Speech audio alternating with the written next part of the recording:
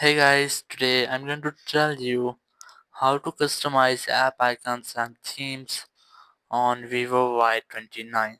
If you're using Vivo Y29 and now you want to customize your app icons and themes, let's see how can I do this. You just have to look for themes app in your phone. Here's the app, just tap on it to open it. Then go to local in the bottom right corner. From here just select local themes.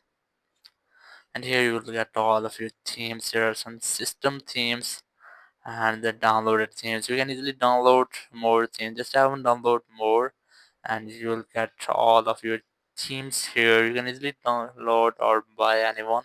So I'm going to set one from my own themes. From here you just have to select the theme which you want to set as.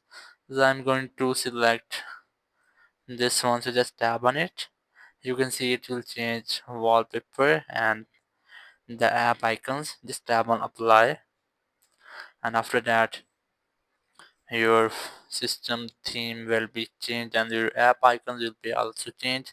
So that's how you can easily customize your app icons and the themes on your Vivo Y29 phone. Thank you very much for watching the video. Until next video, bye bye.